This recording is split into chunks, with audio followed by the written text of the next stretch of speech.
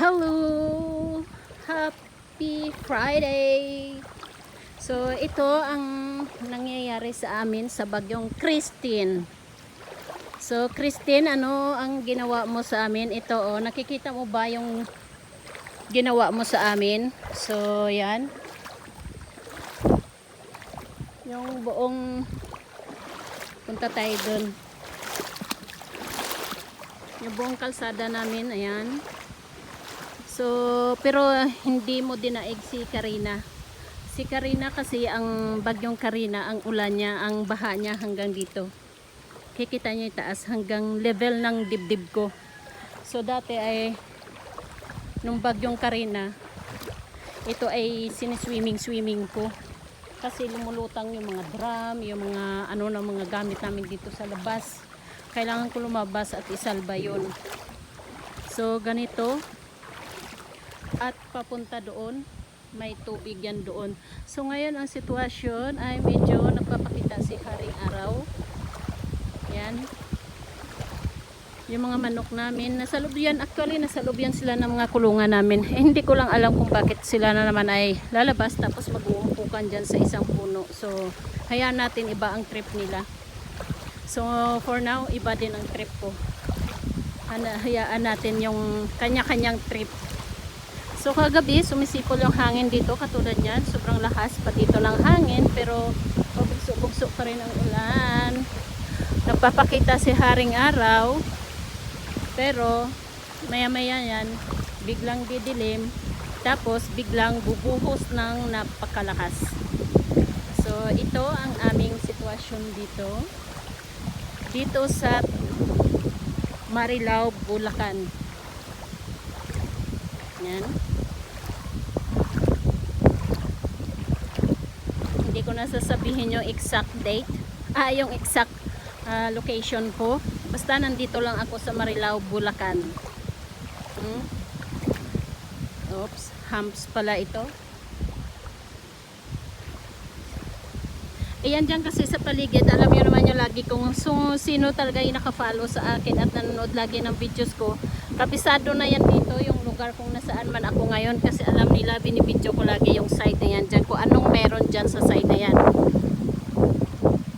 So ayun, sa palagay ko galing doon yung tubig. Ayan, yung tubig doon pupunta dito, ayan, umaagos at doon pupunta din doon yun. Ganyan ang sitwasyon. Tapos pag napuno na yung mga bakante, ayan, pupunta na yan doon sa lahat ng mga bakante doon na hindi pa napupuno yung tubig. So, pupunta yun doon sa amin kasi yung harap ng bahay namin ay mababa. Yung level ng harap ng bahay namin ay mas mababa kumpara doon sa kalsada. So, pumapasok talaga yung tubig doon, medyo malalim talaga. So, nakikita nyo yung agos na yan. Ayan o, dumidiretso doon. Kasi dagat din yan, pala isdaan yan dyan. Ayun. Minsan nasisira kasi yung mga pilapil nila dyan. Dito pupunta sa amin. Kung minsan may mga pangusok po yan dito. So, ayan. So, ayan ang sitwasyon. May tubig. At dito may tubig din. Ayan. Parang inihipan ako ng hangin pabalik. So, balik tayo doon sa aking location kanina. Sa aking kinatatayuan. So, don't worry. Alam nyo dito guys, hindi masyadong iniinda ng mga tao katulad dito. Hindi yung tubig dagat kasi to o kaya nagpakawala yung dam, umaapaw yan dito sa amin. Hindi masyado kami prone dito sa leptospirosis. So, syempre iba na rin yung nag-iingat. Yung iba nagsusuot ng jumper boots. Ako naman ay may buta.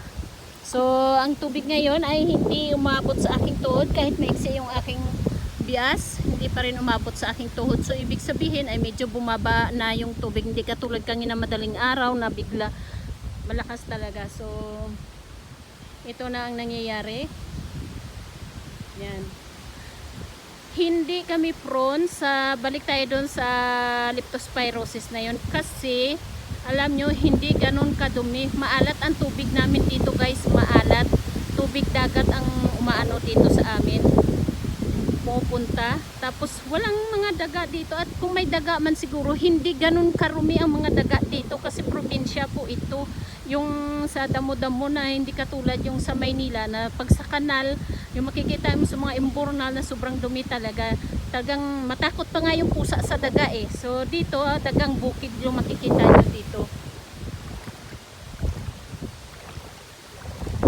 Ayan na ngayon ang aming sitwasyon dito sa Marilao, Bulacan. So nagpapakita na si Haring Araw.